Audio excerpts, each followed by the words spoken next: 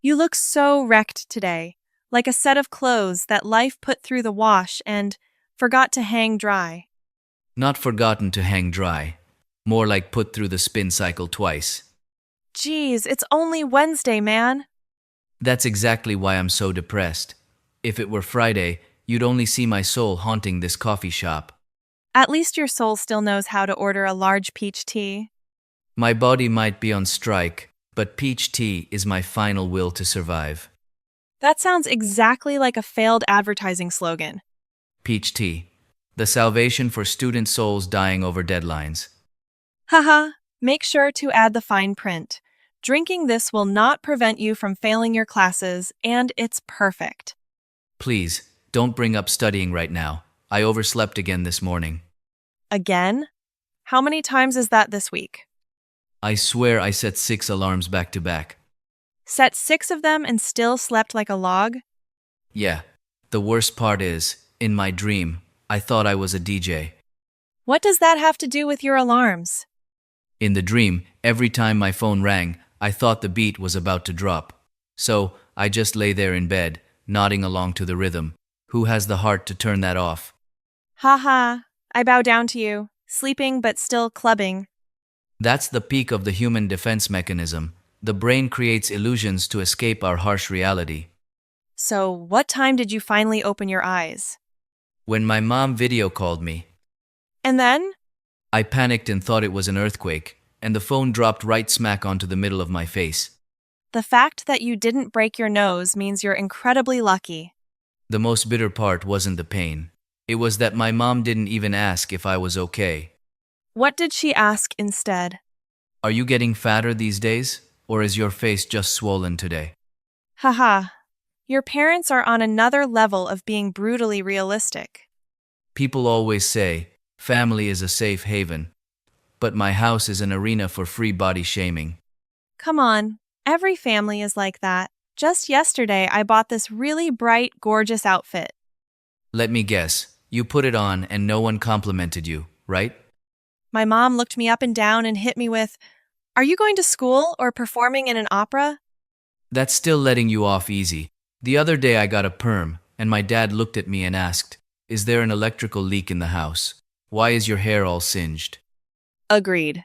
Parents have this superpower to turn all their kids' fashion efforts into a complete comedy. Exactly. I stood in front of the mirror styling my hair with wax for 30 whole minutes. And your dad destroyed all that confidence in exactly 3 seconds. Never fails. By the way, doesn't it feel like every week drags on forever lately? Drags on, as long as Mr. Hoang's microeconomics lectures. Oh, please don't bring that up. Every time I sit in that class, I swear I experience Einstein's theory of relativity. Time literally stops. One time I snuck a glance at the clock, thinking half a lifetime had already passed. And then? It had only been exactly 3 minutes. Story of my life. But those 3 minutes felt as long as 3 reincarnations, you know? Haha. Surviving this exam season through stand-up comedy, are we, David? If I don't joke around, am I supposed to just sit and cry? Gotta lie to myself to make life a little less miserable. But hey, don't you think the rules of life are completely backwards? Backwards how? When we were kids, we desperately wanted to grow up. Now that we're grown, our only dream is to take a nap. So true. Back then, when my mom forced me to nap, I threw a fit like I was being tortured. Now, if someone just handed me a pillow, I'd worship them as my lifelong savior. When I was a kid, I used to lay there with my eyes closed, faking it to trick my mom. And now? Now, the second my back hits the bed, I pass out like a soulless corpse. Last week, I even fell asleep on the bus. Did any unforgettable incidents happen? Oh, yes. I slept so deeply that when I opened my eyes, the streets were completely unfamiliar and the bus was empty. I panicked, thinking I'd been trafficked across the border. Haha, were you going to call the cops? I hugged my backpack and was about to call an ambulance. But then I looked at the electronic board. I had missed my stop and ended up at the final terminal. I really admire you. It's an absolute miracle that you haven't been kidnapped yet living like this. Whoever kidnapped me would just waste money feeding me. What's the point? Seriously though, do you ever feel like you're just living life as an NPC in a game? An NPC? Like a background character? Yeah, automatically waking up in the morning, automatically going to class, chewing on lunch like a machine, spouting off a few scripted complaints, then passing out. The next morning, it all resets. I definitely do. Sometimes when I'm walking down the street, I actually wonder if some programmer messed up when they copy-pasted my life. Yesterday, my brain's autopilot mode actually started lagging. Lagging how?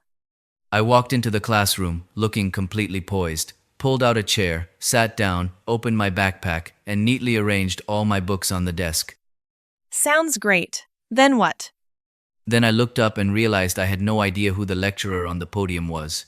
A dozen pairs of eyes in the class were staring at me like I was an alien. Oh my God! The wrong class! So what did you do? Scream and run away?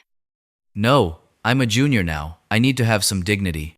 I calmly stood up, packed up my things, gave a little smile and nod, and said, "Sorry everyone, I stepped into the wrong timeline." Then I walked out and shut the door. Haha. A normal person would just say, "Sorry, wrong room, my dude." That's too basic.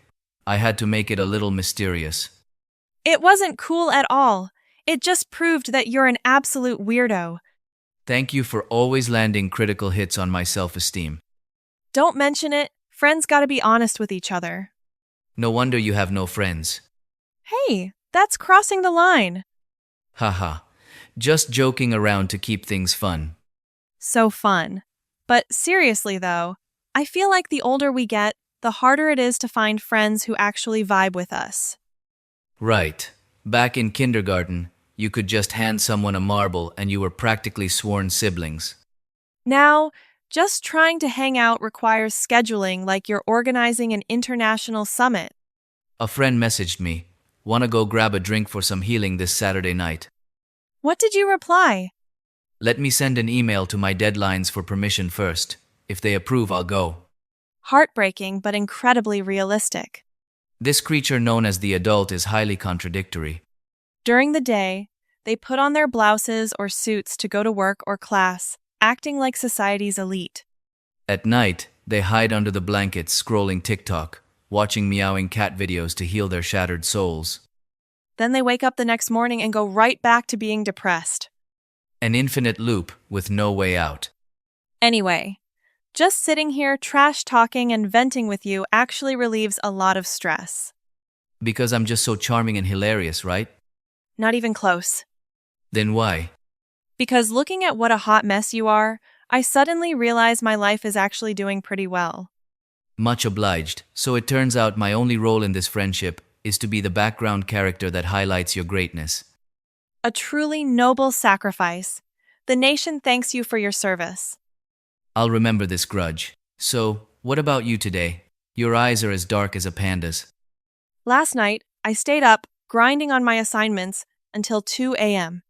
So studious? Are you trying to snatch that school scholarship? Not quite. The first hour was actual studying.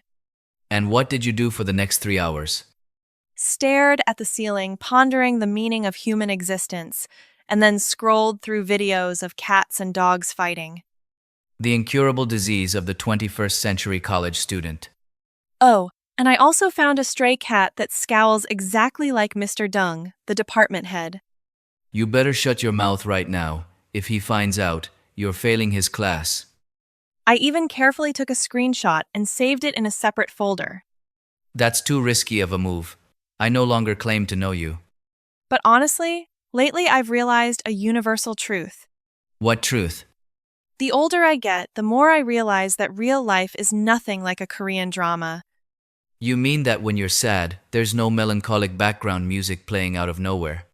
And most importantly, nobody wakes up with perfectly bouncy hair and glowing skin like those female leads. So true.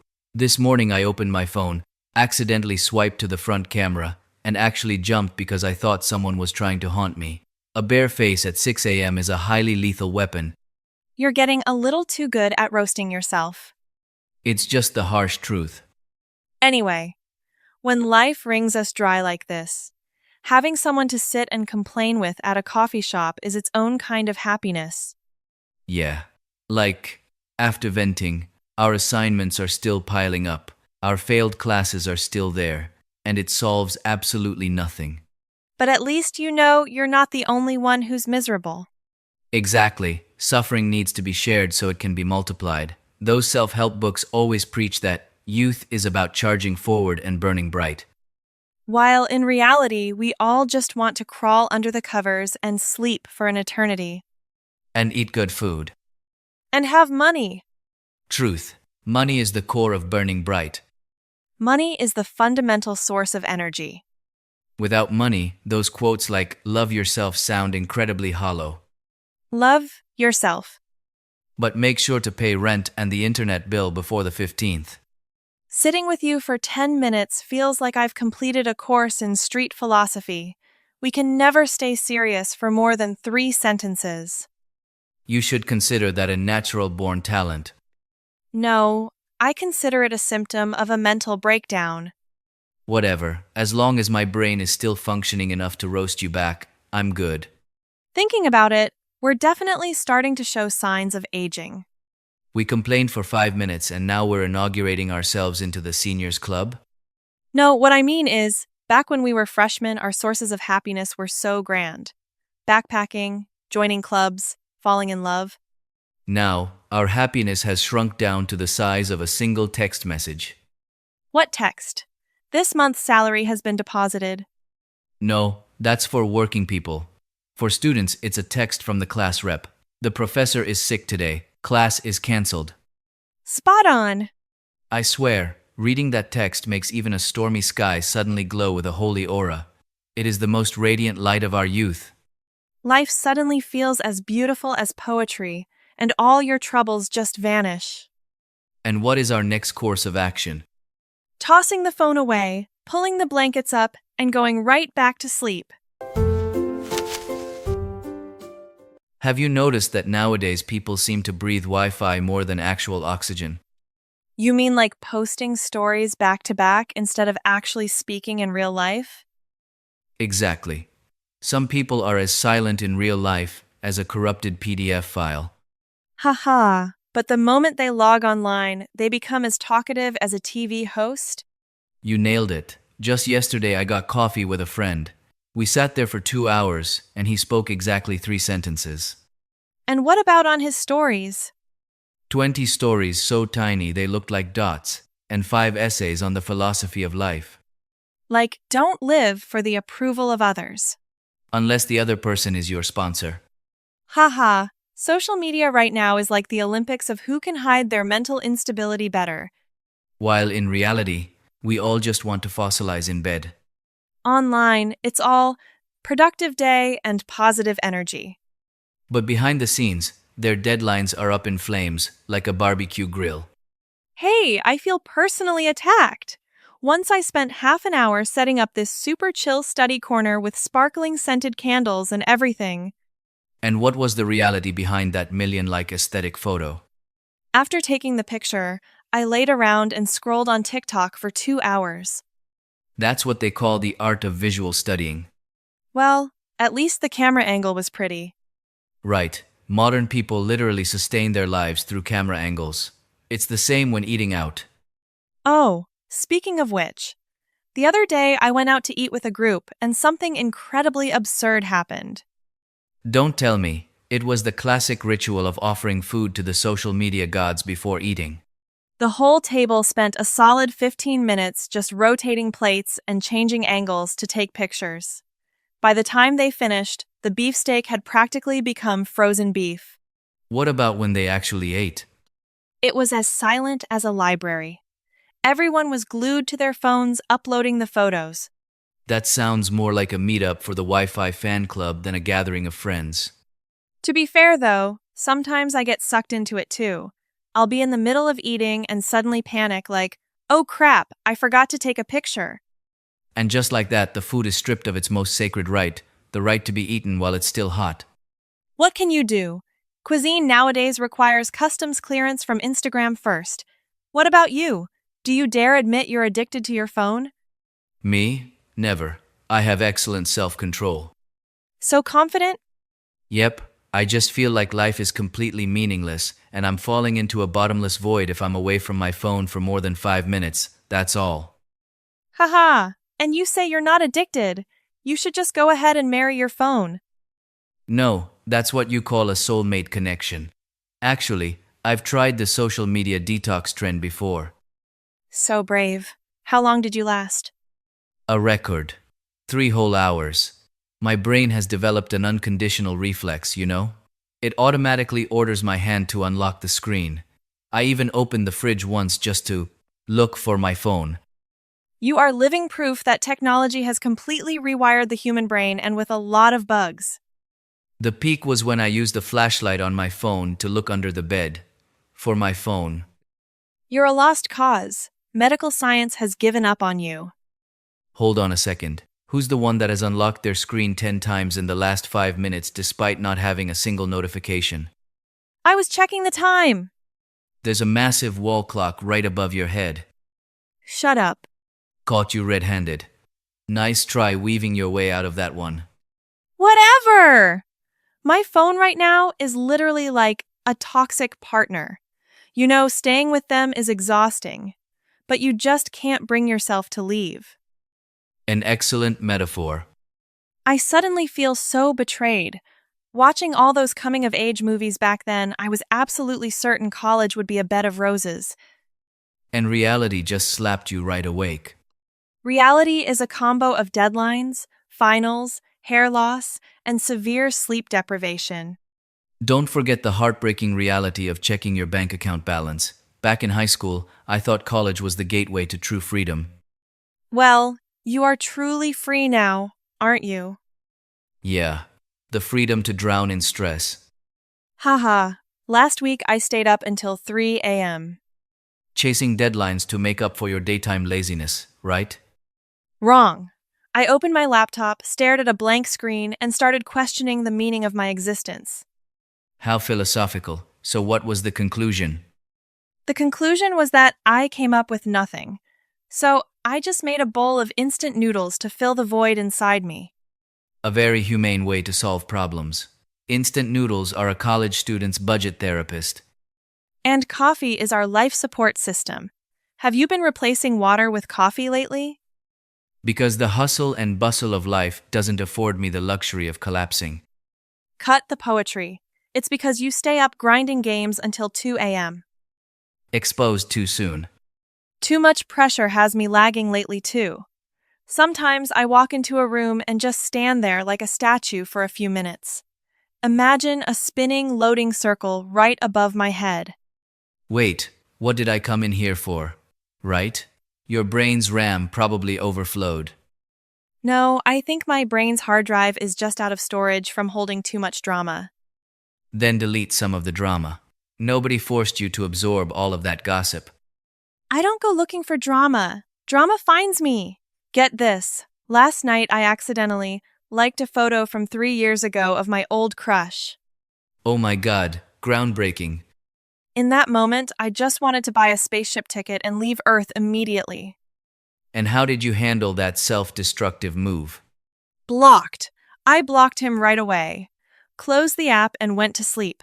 If no one saw it, then it never happened. Haha, the golden standard of the ostrich method. He must have woken up so confused this morning. It's purely for survival. Social media really is a provider of free public humiliation services. Once, I meant to send a sticker to my gaming group, but somehow I accidentally sent a super cheesy heart sticker into my philosophy class group chat. Haha. Oh, sweet heavens. And then what? The whole group went silent for exactly 5 seconds. It felt like time stopped. Then one guy replied, "I love you too." Haha.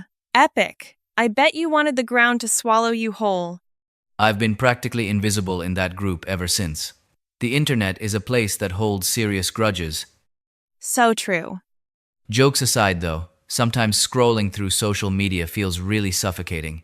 Everyone's forcing themselves to portray this glamorous, successful, perfect life. While the biggest aspiration for most of us right now is simply getting a full 8 hours of sleep. In real life, we're shredded like a torn loofah sponge, but on our stories, it's all healing. Paired with a melancholic lo-fi track. And a perfect angle of an iced black coffee looking out a window at the falling rain. Haha, that sounds exactly like us last weekend. At least we're self-aware. We live very authentically. Authentic about the fact that we're both completely exhausted. And dead broke. Now that's the core issue. Do you ever wonder what we'll be like in 10 years? More mature? Wiser? Wiser my foot. Last night I was crunching on instant noodles at 2 a.m. wondering, why can't penguins fly? And just this morning, I accidentally tossed my Bluetooth earbuds into the washing machine along with my jeans. I only noticed when they started making a static noise like an old wartime resistance radio. We are truly just helpless saplings that will never sprout. Beyond saving. It's fine. It's fun. At least in the middle of all this chaos, we still know how to laugh. I gotta admit, listening to your weird, random thoughts actually helps me de-stress. I'll take that as a compliment to my natural-born talent. Wake up! Talking nonsense doesn't count as a talent. You clearly lack an eye for art. True art is supposed to give people a headache. That's how you leave a lasting impression. Hey, if we actually get old one day, Then what? we'll probably still meet up at a coffee shop and sit around complaining about life, just like we are now. No way. It'll be different. Different how? By then, we'll also be complaining about backaches, bad knees, and numb limbs. Haha, damn it, that sounds so realistic I can already feel a twinge in my spine. Gotta mentally prepare yourself. I've got the soul of an 80-year-old man. The moment it hits 10 p.m., my spirit automatically powers down. Liar. Then who is the guy staying up grinding games until 2 a.m. every single day? That's my physical body fighting back. A clearly calculated act of self-destruction. Honestly, though, having these mindless chats with you really takes a weight off my shoulders. I don't have to force myself to seem perfect. Oh, please. You've never been perfect in my eyes anyway, so why even try? Hey, are you picking a fight? Haha. Just joking around to spice things up. That slippery personality of yours is the only reason you've survived this long. If you couldn't run fast, people would have beaten you up ages ago. That's exactly why whenever I go into a coffee shop, I always pick the table closest to the exit. Makes for a quick getaway.